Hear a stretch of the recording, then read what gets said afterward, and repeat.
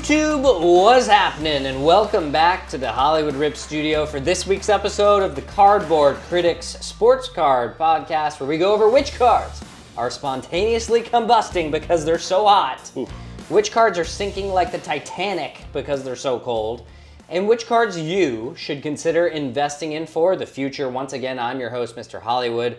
Joining me to my right, y'all already know him, that's Joe Nasty, the legend of Lawrence, Kansas. Not true. We are doubling up this week on a hot card, mostly because what he's doing is insane. Right. And quarterbacks. Yikes, to say the least. Yeah. But a couple investment card thoughts. One, if you're willing to risk it all for the biscuit, and another where we feel the ceiling is just too high to pass. But let's start it off with hot cards of the week. And number one on hot cards of the week, again, it was number one last week. It's number one this week.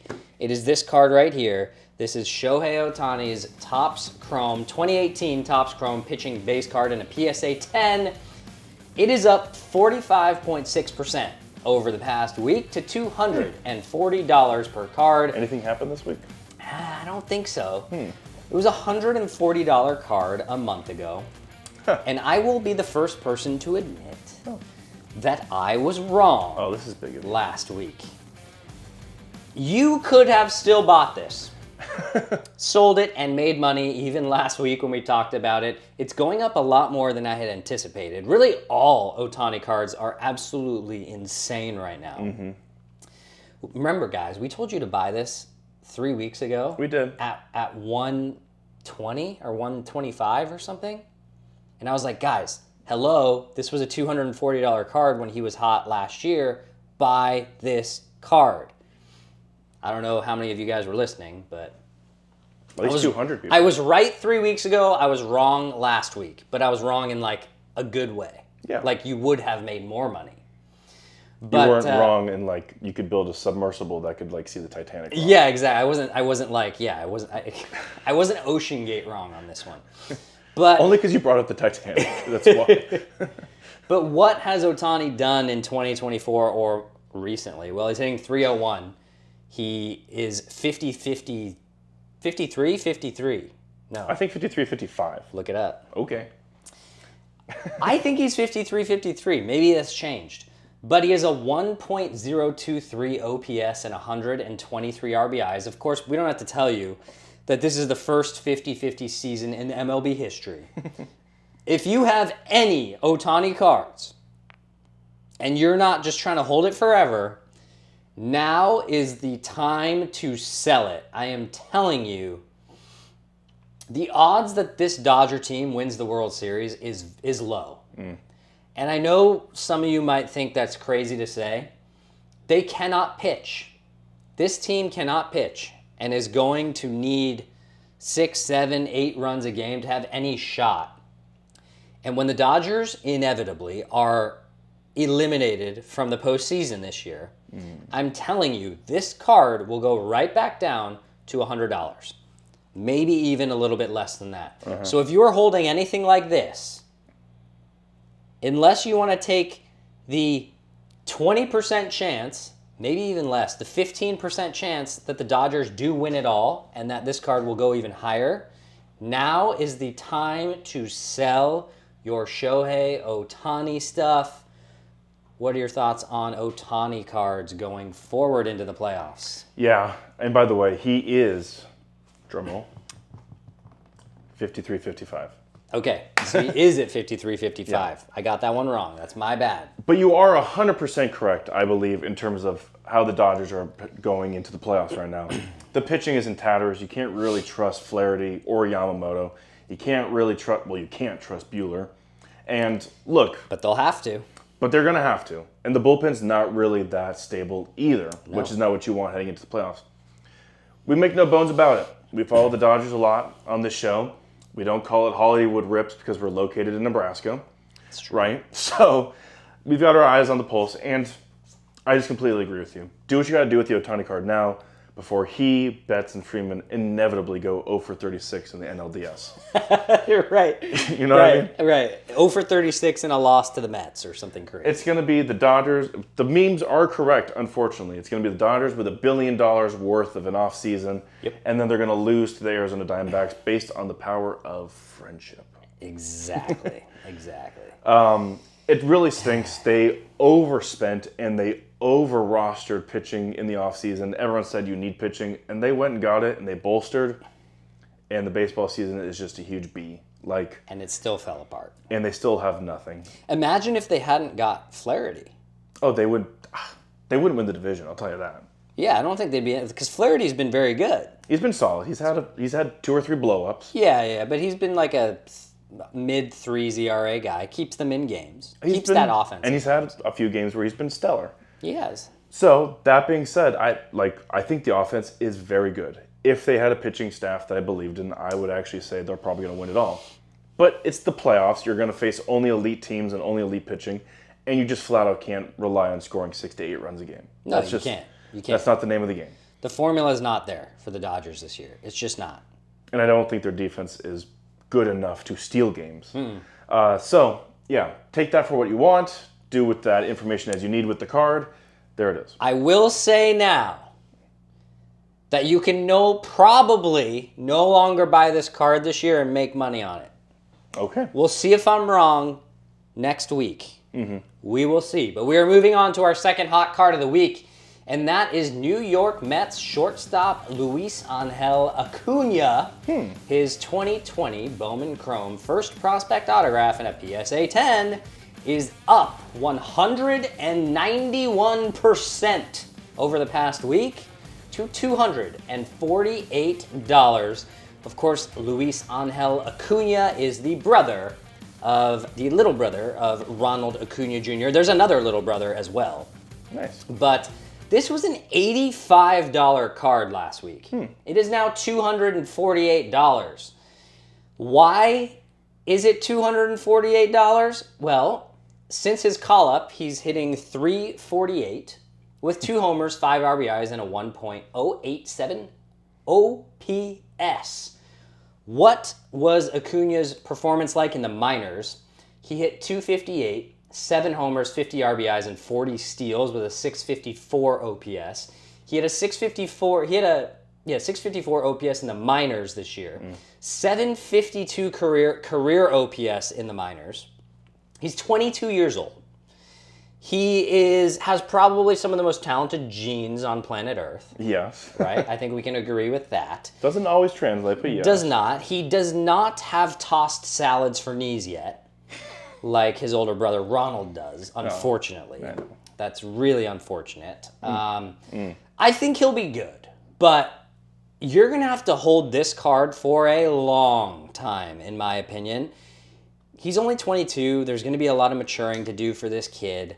And what kind of worries me is his OPS was not that great in the minors. Right. And he did not hit for a lot of power. And at the end of the day, in this hobby, in order to have value for your cards, you need to hit the long ball. No one cares if you steal 40 bases if you don't hit the long ball. You need to hit 40 along with the 40. Do you see any, who cares? Do you really care about Bryce Terang? I mean, no. Yeah, solid No, I rookie don't. year. He has I don't. 7 homers and 50 stolen bases. But do you really care? I didn't care about D. Gordon. I didn't Right, I don't see Acuna being any different than Bryce Terang right now. And he's only 5'8", 180 pounds. Why does that scare me? Because I'm 5'8" and 155 pounds, right? Yeah. That freaks me out. Totally. That freaks me out. So I will pass on Luis Angel Acuna at $248 for now. Are you passing? Are you buying? What do you think? I'm passing on the long term for sure. On the long term? On the long term. He's Yeah, 5'8", I 180. He's probably 5'10" on Hinge. So that's... Here's my thing about it. He's probably 5'10" on Hinge, 5'8" listed, but he's probably 5'6" in real life. He's probably like Altuve midget status. Probably is. I don't really know where to come out with this. He was ripping it up as a Rangers prospect, and then once he moved organizations, the numbers have just not been good ever since became a Mets prospect. Last year, I'll give him the benefit of the doubt. Traded, moving organizations, that's a lot to ask of a youngster. It is. But this is now a full season of really pedestrian numbers. And In the minors. In the minors. In the minors. And then he came up, but the numbers are excellent in 9 games. Like, classic, let's see what happens when the team's figuring him out, or he goes the second time through the rotation. Yeah. So not only is he 5'8", 5'10" on Hinge, not only is he only 180, not only has he never had power. What is he on Bumble? Well, it doesn't matter. The women have the say first. You have experience with this. No, I don't. No, I really don't. Contrary to what I usually say, 22 is a little bit of seasoning for a prospect. He's not that young. He's not that young for a prospect. How old's Brian Acuna, the other younger brother? I'll look it up in just a second. I'll look it up while you keep So talking. this is sort of counterintuitive to what I usually say. You're always like, this guy can't hit it all. I'm like, well, he's 19. Right now, he's 22 and he has no power, and his numbers aren't really worth a hoot. So I'm out. Yeah, see, Brian, the other Acuna, is 19 years old, and he's 5'11". So like 6'1" on Hinge. Luis Angel, blessed by name, but not blessed genetically. Exactly. And that's why we're both passing on him. But now let's move to our Ocean Gate Cold visiting the Titanic cards of the week. And That's very cold. let's start with quarterbacks, kind of in general. But It's not been great this year. we will specifically talk about Jordan Love, Bryce Young, and Anthony Richardson. Now, this might be a little unfair for Jordan Love because he's just hurt. Right. But Jordan Love's Prism PSA 10 is down 44.6% to $59 over the past week. Bryce Young's Silver Prism PSA 10 is down 43.9% to $88 over the past week. And Anthony Richardson's Optic Hollow, let's give some love to Don Russ today. His PSA 10 Optic Hollow is down 39.5% to $107 over the past week. Of course, we mentioned Jordan Love is hurt. Bryce Young got benched. Anthony Richardson has thrown 5 picks in the last 2 weeks.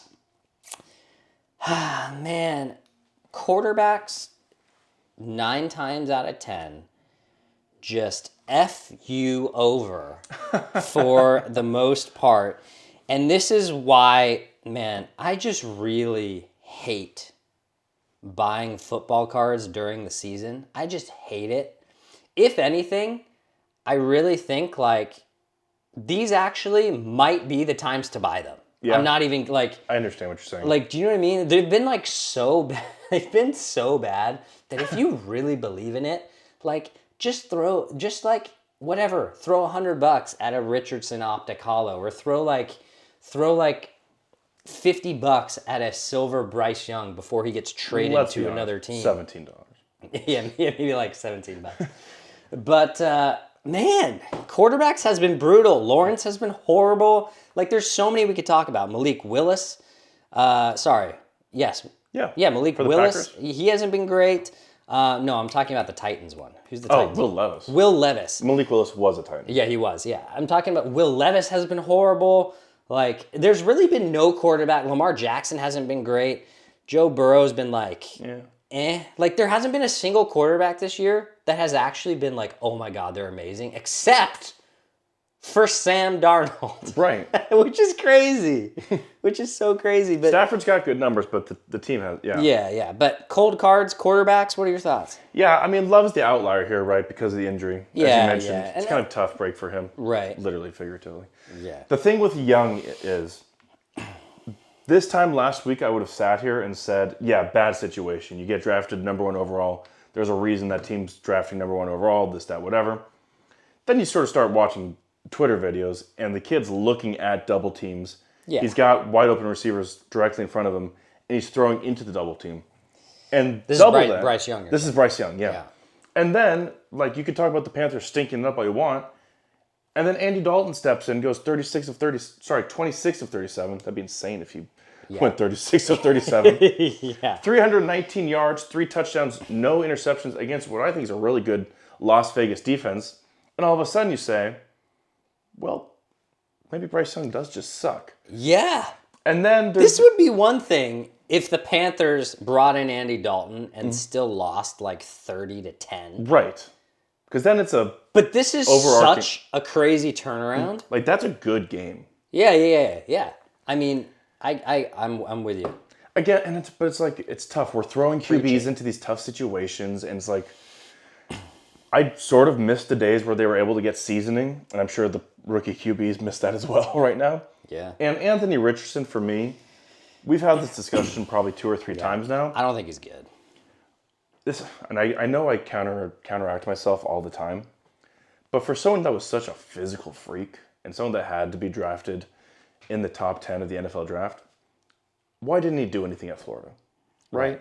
Like at some point, and I know this doesn't work for everyone, but if you're that much of a top talent, then why didn't you do more when you were surrounded by, I know Florida hasn't been that good, but they still recruit good players. Yeah, absolutely. So maybe it's because he didn't read defenses very well. Maybe it's because he didn't display leadership qualities. You know, there's more to quarterbacking, and I hate to be that announcer, but you got to have an it factor, and you got to get in the video room as a QB, and you can't just be a physical freak. Right. Which leads us to our second cold card of the week, and he gets his own segment. Right. Because we kind of just want to rip on him. Why not? I don't know if I want to rip on him. But we're talking about Chicago Bears quarterback Caleb Williams. His 2022 Bowman Chrome U first autograph card in a PSA 10 is down 18.3% over the past 2 weeks.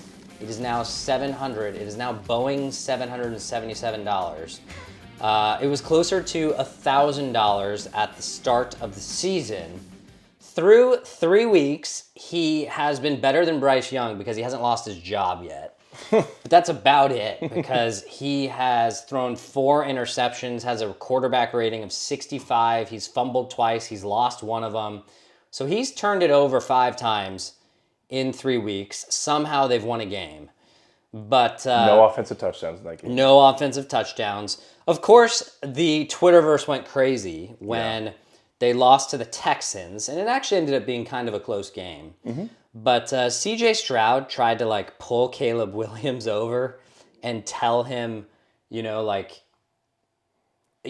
your head up or stop taking those hits or something. And Caleb Williams was super dismissive. I mean, super dismissive. Yep. And I don't know if this is true or not, but I saw a quote or something that was something like I don't need advice from someone like that or something. Keep in mind, this is a guy who posted this, which said, it was a text to the punter of the Bears when he got drafted, said hey man, sorry, you won't be punting much this year. Through their first couple games, it's something it was 12 punts and 12 punts, one 3 touchdown, touchdowns, one touchdown or something crazy. What do we think about Caleb Williams? Well, he went 19-8 at USC. They lost a Cotton Bowl. They won a Holiday Bowl. That he did not play in. Although, when it mattered, for the most part, Caleb Williams was not good in college. He only beat Notre Dame his first year. In the big games, typically, they did not win those games. Nope. This was a guy that was demanding to get drafted by certain teams. He was demanding ownership stakes. He's disrespecting players on the field. He's being a little ridiculous with some of these demands and whatnot. And then he goes out and is performing like a rookie, like a bad rookie. Stephen A. Smith has already dubbed him as the biggest bust in NFL history. I think that's a little too early, Stephen A. Honestly, Caleb Williams, he threw a couple picks and lost a fumble today, but he did throw for 360 yards. Right. So pretty big day through the air. But in my opinion, Caleb Williams needs a pretty serious attitude change. It just does not. It's honestly, it really rubs you the wrong way. It's so obvious how little of a team player this guy is, and how obsessed he is with just his own. I mean, this guy's it's borderline narcissism, Sure. And that concerns me. That really concerns me for the Bears and for Chicago when the guy who is supposed to lead your franchise is as selfish and self-centered as a person as Caleb Williams has been so far in his NFL career. What do you think about Caleb Williams going forward and his cards? It's interesting because, like, I'm probably going to sound like a hypocrite on a lot of the stuff I just said about Bryce Young and Anthony Richardson and young QBs, this, that, whatever. To me, you can't deny the physical ability and the talent. No. And he supposedly is a very good student of the game and is great at reading defenses. He's getting a steep learning curve because I'm sure I'm not the first person to say that the scrambling and the off-platform throws that he was doing at USC that relatively worked have no chance in the NFL. No. Even the guys that went to like Troy University are the best of the best and they're in the NFL and they're freaks and they're just about as fast as you are. Right. So you can't really get away with that stuff until you really learn what's happening. He's at a franchise that has never once developed good quarterback play. Right. And I know it's a different regime, but like the best QB play we've seen from them was sexy Rexy Grossman, and then when they brought in Jay Cutler, slinging it all around. Didn't Kyle Orton start for them in the Super Bowl? That was sexy Rexy. Was it Rex? Yeah. Okay. That was Rex Grossman. Yikes. In a rainy night in Miami against Peyton Manning, yeah. Man. So that's the Bears. So like that's the franchise he's gone to. It's a Bears franchise that just has never once had solid quarterbacking. That's true. So keep all this in mind. All this stuff really started to percolate last year as they started to lose every major game. Mm-hmm. The crying with his mother on the sidelines. Mm-hmm. You know, and it's he paints his nails and he writes F Notre Dame. It's like he doesn't help himself. No, he does not. I just think a lot of the diva-ish comments, I think a lot of the stuff is the same stuff we would say that we love from a quarterback and the competitive fire if he just won a smidge more. Yeah. You know what I mean? That stuff... It's just rhetoric when someone's struggling. Look, I'm all for it if... I think the Stroud thing was a bad look. Don't get me wrong. Yeah. It's just... I'm all for that stuff if you're, like, winning games. If you can back it up, I think it's good for football, you know? But the fact that he has been flat out bad... And this is an organization, like you said, struggles with developing quarterbacks. Look at all the talent. Struggle. They don't do it. Yeah. I'm not a fan of Caleb Williams. And I'm not just saying that because I went to UCLA. There's been plenty of USC quarterbacks that I am supportive of, including Sam Darnold right now. Maybe that's just because he's the quarterback for the Vikings. Let me say this real quick. And I'm sorry. But, like, this might be old man yelling at cloud. Keep in mind, this is the first generation of college players and draftees that were like mega paid as college players. That's true. I know players were paid before this. Don't get me wrong. Oh, 100%. But this is the first time that like players like made more than their coaches, and no one epitomized that more than Caleb Williams, who was reportedly getting like $20 million or something at USC. Something nuts. So that brings a different kind of person. Yeah. You know what I mean? Yeah. The entitlement is just is like over the moon, beyond this galaxy. So I'm not saying, but I am. I'm saying. I'm saying. I'm saying Darnold. It's something to keep in mind. Like attitude, especially for a QB, attitude is everything. Yeah, I agree.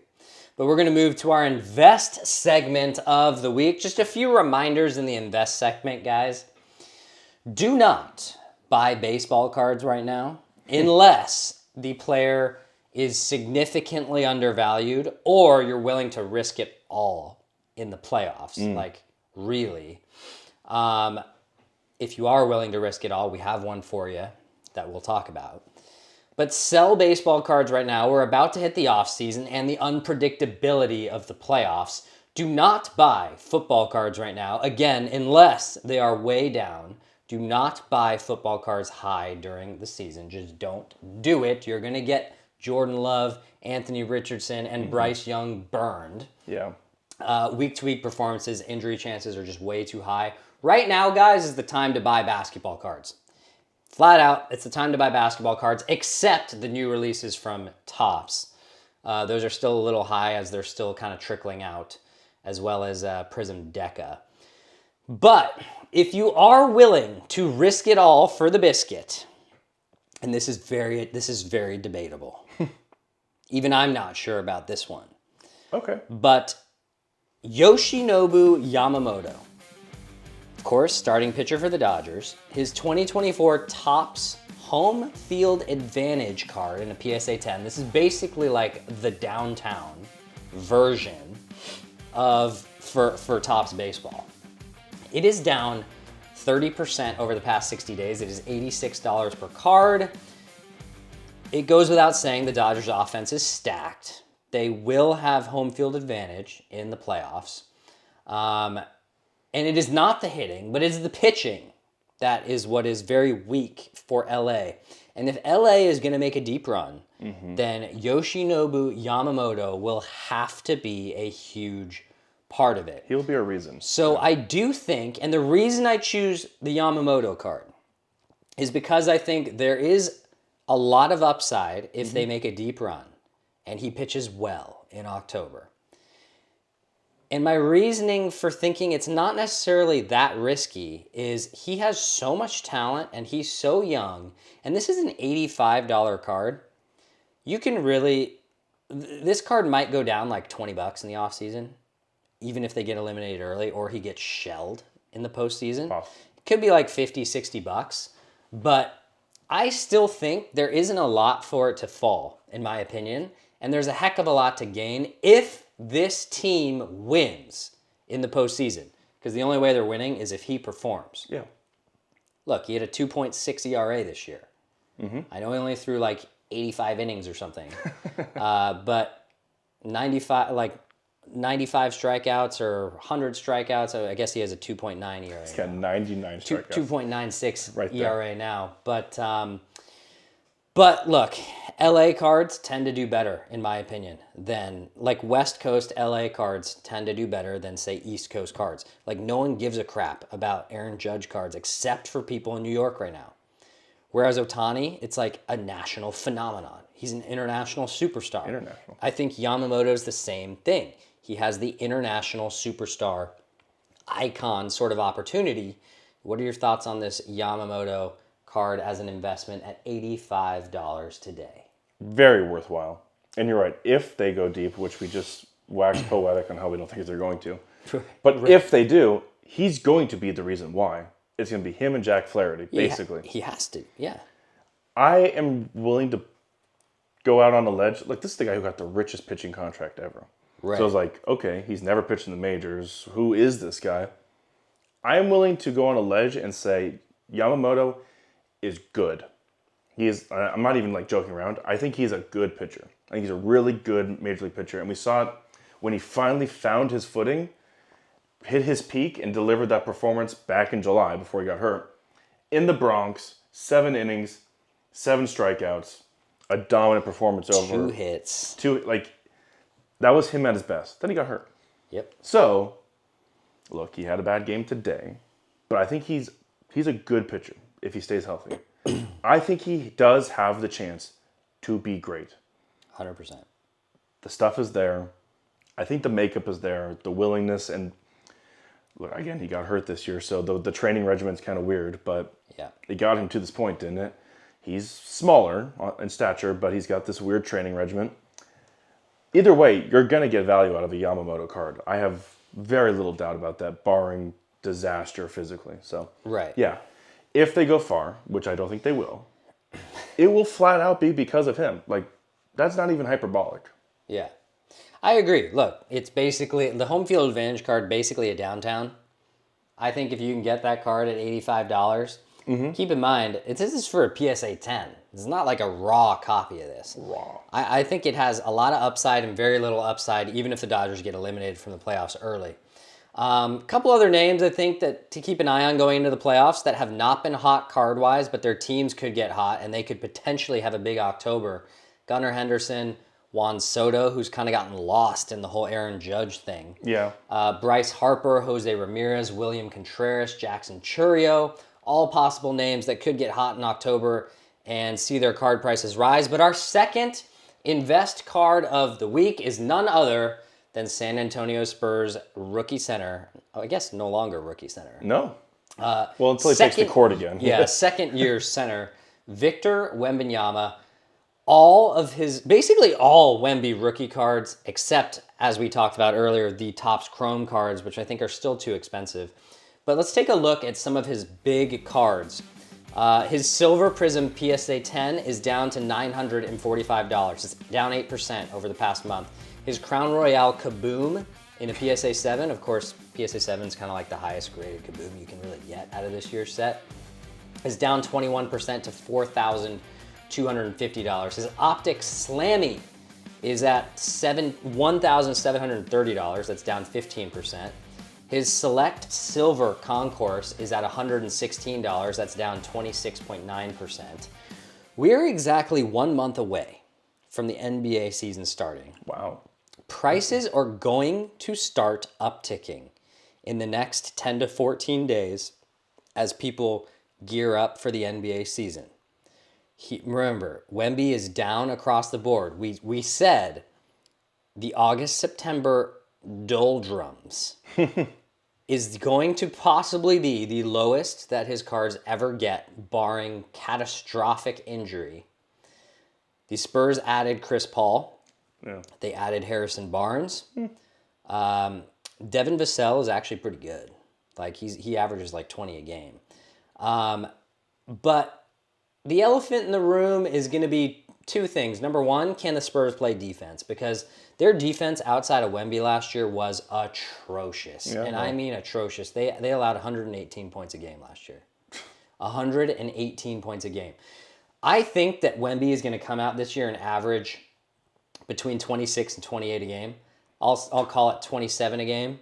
There you go. I think he's going to average like 13, 14 rebounds, 5 assists, 4 to 5 blocks in like 32 to 34 minutes.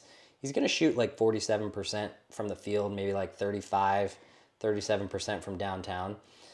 I mean, I just think, especially with this year's draft class, because this year's draft class was so bad that the limelight will 100% still be on the 2023 class. There's a lot more talent in that class. I think that now is the lowest point that you may ever see Wemby cards. Right now. Right now. I think it very well might be the lowest you will ever see them. We have a beautiful Wemby Prism Orange numbered out of 49 right here. This is probably a $12,000 card right now. Wow. Believe it or not. I do.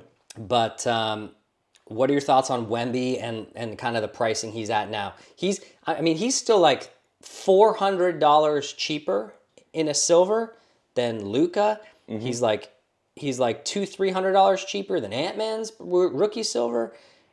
And his talent is, it's crazy to say it, his talent might be double both of those guys. There's a reason he has all the hype in the world, right? I mean, Yeah. you don't do what he does at 7'4", at 20 years old, at that height, with those weirdly humongous hands. Alien. He's an alien. He's an alien. The advertisements they had coming out from him were really cool with They were. the cornfield alien logo. They were. Look, if he does the numbers that you just predicted, yeah, he's gonna skyrocket, and the floor will be the limit. Wow, right there below me, that's the limit. No, the sky will be the limit. Here, the universe will be the limit. I've never faltered. I'm not really going out on a limb here by saying I think he's gonna be really, really good. I've said it before. I don't think we've said it for a while though. I'll use the term now. His floor is like one of the best defensive players we've ever seen. His ceiling is probably something we've never seen before. He'll probably fall somewhere in between, but what he's already done, 21 points per game, basically 11 rebounds per game, basically 4 assists per game. And I don't know what PIE is, but... Pie.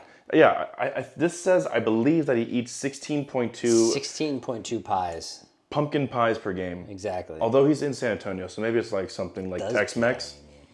It's probably player index efficiency or something. Something like that, yeah. But 1 apple pie, 1 pumpkin pie. Look. 1 key lime. Yeah, he's 20 years old. He is starting to put on muscle. And look out once he is packing more than 210 pounds. Yeah. Look, I I hope Chris Paul teaches him how to be a professional through the regular season. And then after that, I hope Chris Paul stops talking to him. I think the Spurs, if they're actually like decent this year with Chris Paul and Harrison Barnes, aka can they play defense, they're going to be able to score the ball. It's just really can they play defense. This is an interesting team to possibly swing a big trade mid-season and bring Wemby some help. If that got happens, to eventually. Yeah, if that happens, I'm telling you, if and when Wemby gets help, because he will, I just have a hard time believing that these cards are going to be any less than they are right now. I mean, really can't see it. The roster still needs a lot. Like Jeremy Sohan out of Baylor, he's pretty silky smooth, but he doesn't try on defense like you said. No, I mean they have Brandon Boston, they have Keldon Johnson. Like but they have guys who are good high school players who aren't really putting it together yet. Well, they've put it together offensively. Right. I mean, Devin Vassell averaged 20 a game last year. Harrison Barnes averages 16, 17 a game. Wemby averages 20 plus. Like, the offense is kind of there. It really comes down to the defense. I'll say this, and I'll lay out after this. You can tell how people view Wembanyama in the league by Chris Paul and Harrison Barnes joining this team. Right. They're at the tail end of their careers. Well, Chris Paul for sure. Harrison Barnes probably has a couple more decent years. But they thought it was worthwhile to hitch a ride to the Wemby wagon. Mm-hmm. And Chris Paul thought it was worthwhile to be a part of this. Yep. Call him a mentor, if you will. Mm-hmm. Harrison Barnes thought it was worthwhile to go from the Kings, who are a solid team, to San Antonio. I'm sure there's a little bit of Popovich factor as well, but they want to be a part of this. And they want to be a part of the next step. And I think that probably says a lot. Yeah. So you buying Wemby cards right now? Or at what price? we went over the prices. $945 for his Silver Prism. It's like, what, $4,300 for his Kaboom, $1,700 for his Slammy, and like $116 for his Silver Select Concourse. I think the value is there. I agree. I still probably figure it was better value a month ago, but yeah. I don't think they're going to get much lower, especially with the season upcoming. They will start ticking up, guys, in the next 10 to 14 days. They're going to do media day. He's going to look fit. He's going to look stronger. Yeah. People are like, oh my God, this guy. He's going to come out on night one and score and put up like a quadruple double. It's it's going to happen. But that'll wrap things up for us here at the Hollywood Rip Studio for episode 18 of the Cardboard Critics Sports Card Podcast. We hope you enjoyed the show. If you did so, remember to reach out to us in the comments. We want to hear if you agree, disagree, or are somewhere on the fence. Don't be in the middle. Always good having some healthy banter with all you guys. And don't forget to like and subscribe to the channel. We have been growing around 30% per week right now. And that's all thanks to you guys. And we really appreciate the hype and the love. So until next time, I'm Mr. Hollywood. That's Joe Nasty. We'll see you at the next video. Influencers, out.